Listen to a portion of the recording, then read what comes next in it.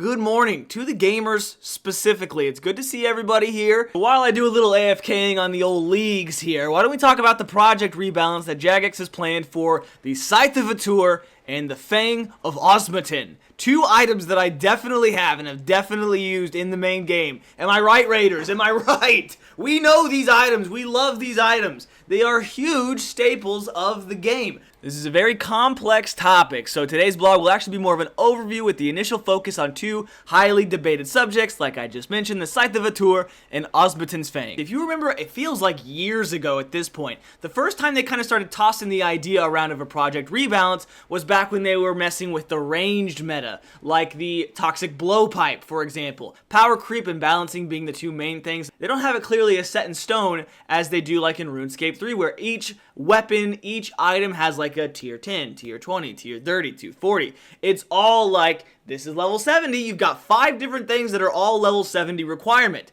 Which one's better than the last? You figure it out. It's never really clearly kind of explained to you. Even in the skill guides, they've got, just the level requirement next to each item. The whole thing with RuneScape, and you can relate to this if you're a new player, is it's very overwhelming. There's so much in the game that we, the players, don't really understand or know about because there's just so much content, which is fine, especially if you're familiar with the game. But if you're a new player fresh off Tutorial Island's boat, you're like, what the? And that's the reason why a lot of players, myself included, don't even really attempt to try to get into RuneScape 3 because it's just so overwhelming. There's so many different skills, just like the amount of buttons and stuff on the screen is like, what is going on, dude? And maybe you're saying BaldMob, skill issue. Maybe you're saying, okay, BaldMob, okay, old ass. And you know what? We want to give everyone more of a reason to have a go at interacting with more stalls, NPCs, or agility courses, not to look at shifting metas. That's obviously always been one of Jagex's main goals in general,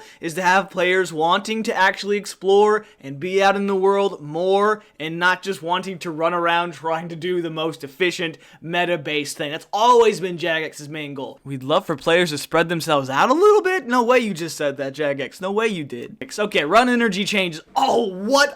Did I just read that right? Run energy changes? Oh no! Run energy drain. Run energy regen and how weight and agility levels interact with all of the above? What year is this, dude? Oh, we're getting close to RuneScape 3. Give me the ability to rest on the damn ground and recharge my run energy like RuneScape 3. That's all I want, Jagex. Oh no, okay, old school's combat system is iconic and integral to the game. We have no interest in changing the feel of fundamentals. Let's go! Okay, we're back, boys! We're not looking to evolve combat, okay, whew. We're looking to create new avenues for rewards. We'd like to do this by introducing range-type weaknesses that mirror the breadth of melee weaknesses, such as javelins and bolts. So I wonder how Jagex would implement that by changing around like the accurate / defensive and controlled. I wonder if controlled would be like an effective way, perhaps like let's say you're in a boss room, Sarachnis for example, right? You're fighting the boss, he summons his little minions.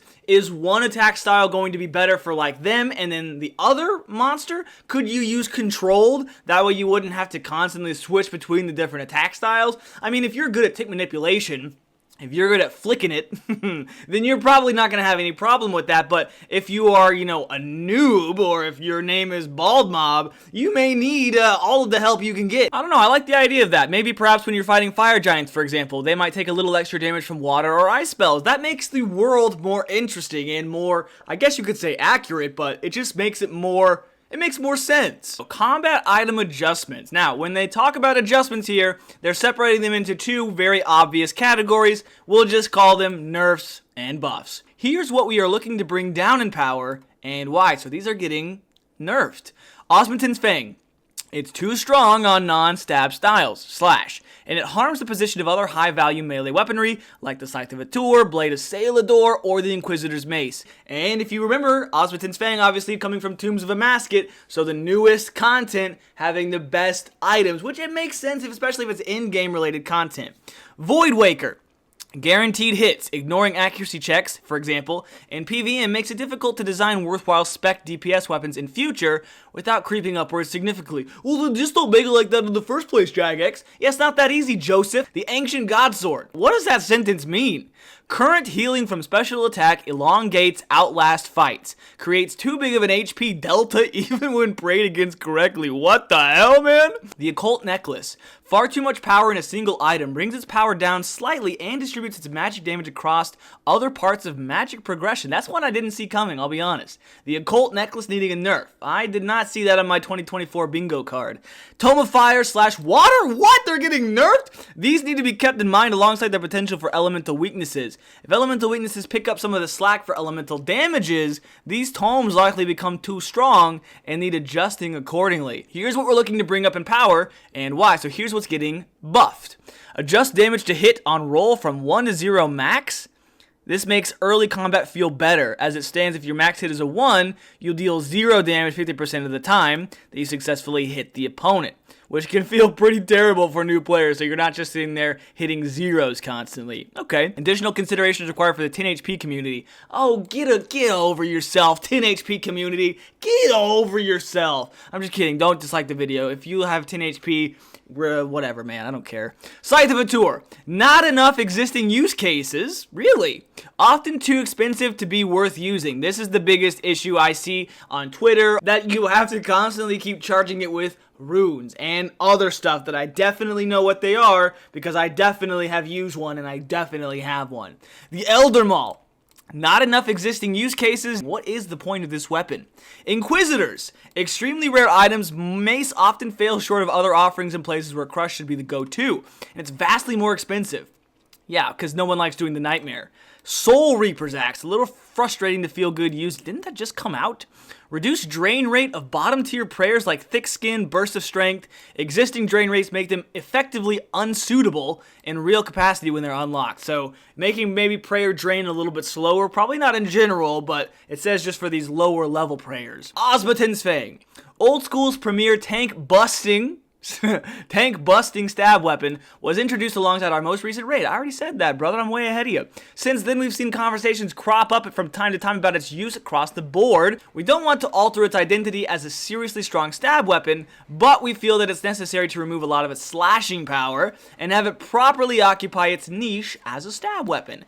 With this in mind, we feel like the cleanest solution is to have the Fang's unique double accuracy roll passive effect apply only when you're using it for stab. We still think it will prove to be an immensely valuable pickup, if you have one, for any player looking to make their first forays into PvM. Wait, what? If you have an Osmumten's Fang, it's not your first foray into PvM, you completed the damn raid. What this change does more than anything is make more room for the Blade of Salador and Scythe of Vitur to be worth the cost and further cement the idea that you're bringing the right tools for the job. We'd like to buff the Scythe. Hooray, so Osmumten's Fang is getting a nerf. The Scythe of Vitur is getting a buff. The why is pretty simple and comes up in a lot of conversations both within the team and the community. The Scythe of Vitur is a mega rare weapon from Old School's hardest raid, the Theater of Blood. Its usage cost is one of the highest in the game. Oh, here we go. With the only more expensive weapon to use being the Toxic Blowpipe with Dragon Darts. Even at some places where the Scythe is technically best in slot, it's often not good enough compared to the second or third best options to feel worth the cost of use. And that's where power creep, that's where this rebalance project comes into play. This is going to be interesting. In recent times, we've been adding more NPCs with higher defense values and trying to make defense feel more relevant in Old School as a balancing vector. Historically, you'd of course bring your hardest hitting weapon to any fight, since monsters either have low defense that your accuracy doesn't matter, or you could just lower their defense to the same point anyway. Players complained, oh, big shocker there, that accuracy felt useless as a stat, so we tried rectifying this in places. With all of this in mind, we want to give the Scythe a slight accuracy buff so that its use cases are slightly expanded and that it performs a little better against NPCs with slightly more respectable defense levels. And additionally, they've also aimed to cut the use cost down so that even in places where it doesn't utterly steamroll the second best in slot option, the time saved or extra GP an hour made feels like a worthwhile decision.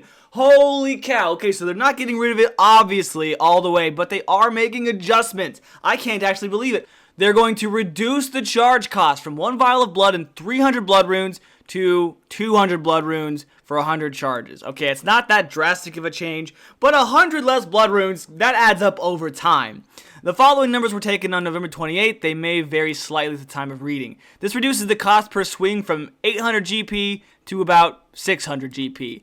or per hour from 935k down to 701k. So it doesn't seem like that big of a drastic price drop at first, but it will obviously make a big difference over time. That's approximately a 26% usage cost reduction. Only use charge when the scythe actually hits an enemy. Now that is huge.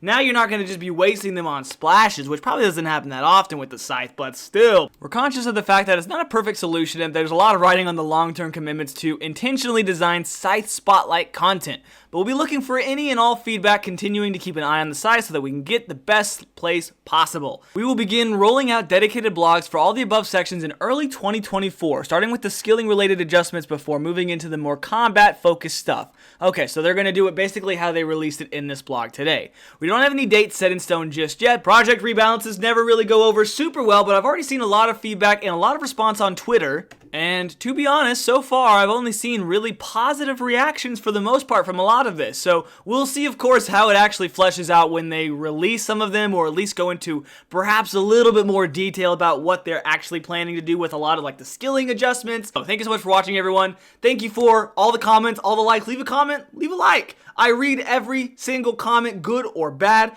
and I'll even respond to pretty much all of them. Just know that if you roast me in the comments, I'm gonna more than likely roast you back. Oh, he can't take criticism. He can't take criticism. No, brother. If you throw a shot at the champ, you best not miss.